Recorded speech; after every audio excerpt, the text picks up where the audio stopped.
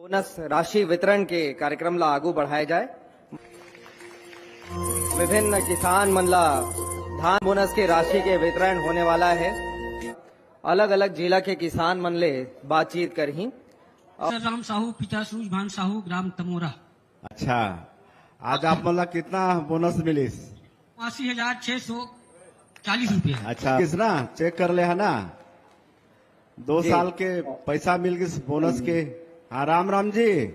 अच्छा, 56,000 मिली। जय हिंद, वंदे मातरम। साथियों, आज का हमारा वीडियो धान बोनस की 2 साल का बकाया किस्त जारी की गई है उसके संबंध में है।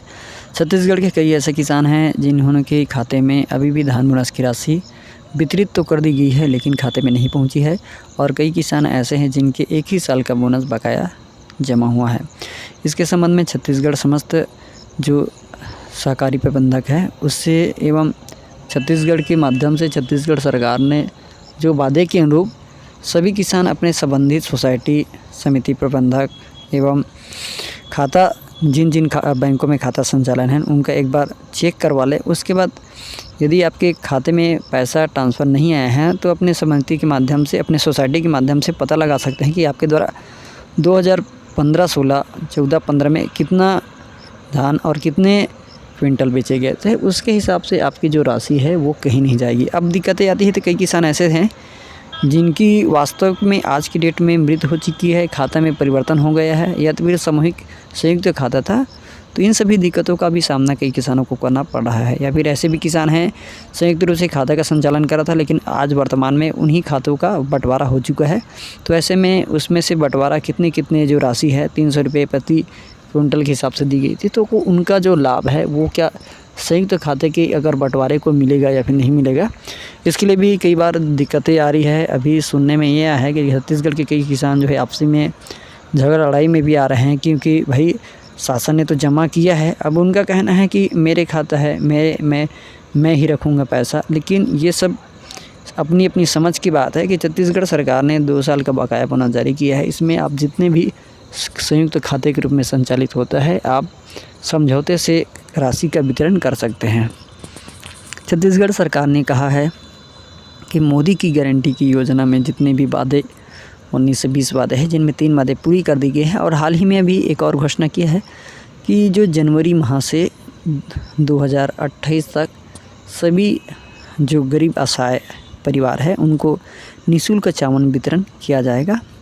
और छत्तीसगढ़ मोदी की गारंटी योजना जो कि गैस सिलेंडर की बात करें, महादारी बंधन योजना की बात करें, बेरोजगारी भत्ता की बात करें या फिर सभी महिलाओं को 500 रुपये में गैस की रिफिलिंग की बात करें, छत्तीसगढ़ मोदी सरकार आने के बाद किसान, गरीब, मजदूर, बेरोजगार के लिए भी एक अवसर प्रदान किया गया है। और यहाँ पर 1 लाख से भी ज़्यादा अधिक रिक्त पद है उनकी भर्ती की बात की गई है। अब एक चीज़ बताना चाहूँगा कि बहुत ही बारीकी से अभी जो दौर चल रहा है वो कर्जा माफ़ी का चल रहा है, और लोकसभा चुनाव की भी इधर तैयारी चल रही है। और लोकसभा चुनाव से पहले अगर किसानों का कर्जा माफ़ हो जाता है तो किसानों के लिए सोने में सुहागा हो जाएगा। यदि किसानों का कर्जा माफ़ नहीं होता है तो बहुत ही बड़ी दिक्कत का सामना करना पड़ सकता है। आप सभी जानते होंगे कि पूर्ववर्ती सरकार के द्वारा 2 घंटे में 2018 में कर्जा माफ़ी कर दिया गया था 1900 करोड़ रुपये का। तो उसी प्रकार छत्तीसगढ़ के किसानों को भी उम्मीद है कि सरकार ने चुनाव से पहले जो बातें कही थी, हालांकि घोषणा पत्र में शामिल नहीं किया गया है कि हम कर्जा माफ़ी करेंगे, लेकिन किसानों की मांग है कि 2 लाख तक का कर्जा माफ़ी सरकार को करनी चाहिए। सरकार को करने का मुख्य कारण ये है कि हमने जो बीजेपी की सरकार चुनी है वो किसानों के हित में फैसला करती है, इस कारण चुनी है। और किसानों के हित में अगर फैसला नहीं होता है तो किसानों का आने वाले समय जो है उनके लिए बहुत ही बड़ा दुखदायी होगा, क्योंकि कई ऐसे किसान हैं जिन्होंने कर्जा ना लेते हुए भी कर्जा ले लिया है और उसमें गाड़ी घोड़ा, शादी ब्याह, घर भी बना लिया है। अब उनको अभी वर्तमान में पैसे की समस्या हो रही है। जितने भी धान बेचे हैं सब कर्जा में कट गया, और कर्जा में कटने के बाद उनके पास अभी आर्थिक स्थिति का सामना करना बहुत ही मुश्किल हो पा रहा है। तो इन सभी परिस्थितियों को अगर देखें तो हम छत्तीसगढ़ बीजेपी सरकार मोदी की गारंटी को अगर हम ध्यान से समझें तो मुख्य उद्देश्य है मोदी की विकसित भारत की संकल्प जो अभी चल रही है हर गाँव, दफ्तर, ब्लॉक में। उसके आधार पर जो किसान, गरीब, मजदूर की समस्या है उनकी समस्या को हल करना। तो सबसे बड़ी पूर्ववर्ती सरकार, भूपेश सरकार की योजना थी कि हम सबसे पहले गरीबों का कर्जा माफ़ करेंगे, उसके बाद दूसरी योजना चालू करेंगे।